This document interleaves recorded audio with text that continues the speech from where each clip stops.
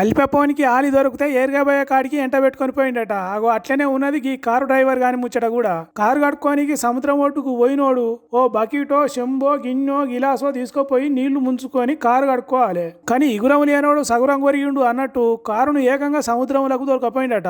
వాడు కొద్దిగా లోపలికి పోయిండో లేదో సముద్రం అలలు గట్టిగా వచ్చి ఆయనతో లోపలికి గుంజుకొని పోయినాయట కారును.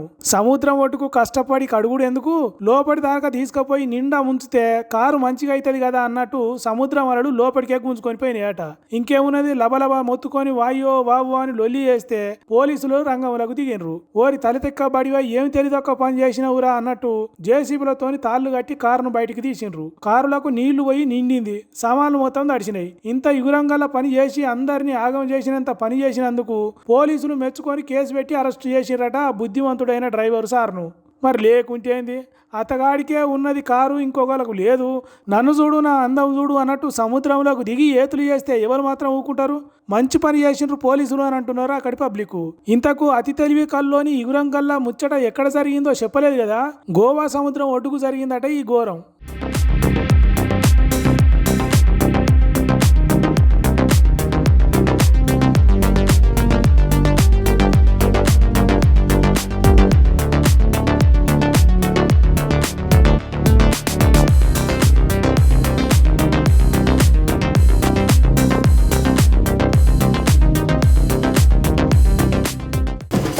సీఎం రేవంత్ రెడ్డి కొరివితోని నెత్తి గోక్కునుడు కాదు, ఏకంగా ఒళ్ళంతా గోక్కునే పని చేస్తున్నట్టే కొడుతున్నది. తెలివక చేస్తే పొరపాటు, తెలిసి చేస్తే అలవాటు, తెలిసి తెలివనట్టు చేస్తే గ్రహపాటు అన్నట్టు సీఎం రేవంత్ రెడ్డి సారుది పొరపాటో గ్రహపాటో అలవాటో తెలుస్తలేదు. మరి లేకుంటేంది, సిద్దిపేట పబ్లిక్ గురించి ఏం తెలియనట్టు అంచనా చేస్తే ఎట్లా? వచ్చే ఎన్నికల్లో సిద్దిపేటలో కాంగ్రెస్ పార్టీ క్యాండిడేట్ ను ఎమ్మెల్యేగా గెలిపిస్తే మంత్రిని చేస్తాడట సీఎం రేవంత్ రెడ్డి. ఒంచెపేదకు నక్కాశపడ్డట్టే ఉన్నదా ముచ్చట అని మీకు తెలుసు, మాకు తెలుసు, కానీ సీఎం రేవంత్ రెడ్డి సార్కు తెలుస్తలేదు కావచ్చు. సీఎం రేవంత్ రెడ్డి ఆశపడట్లో తప్పు లేదు, కానీ అది అయ్యే పనేనా?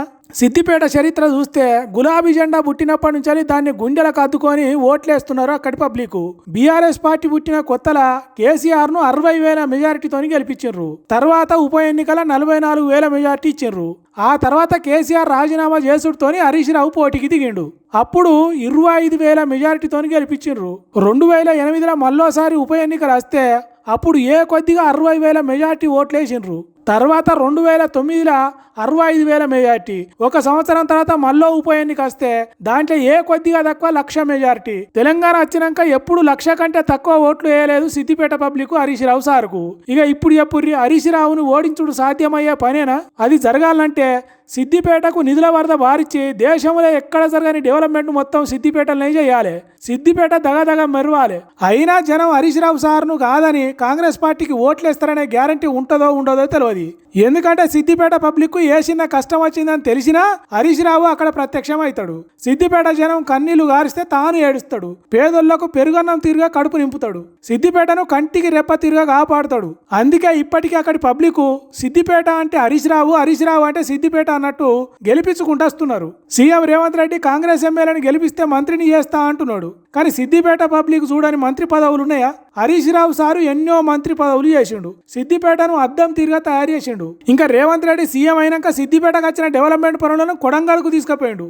తీరుగా చూసినా సిద్దిపేటలో కాంగ్రెస్ పార్టీ క్యాండిడేట్ గెలిచే ఛాన్స్ లేదు. మరి రేవంత్ రెడ్డి సారుగా ముచ్చట ఎందుకు అర్థమైతలేదో, అది పొరపాటో గ్రహపాటో అలవాటో తెలుస్తలేదని మాట్లాడుకుంటున్నారట తెలంగాణ పబ్లిక్.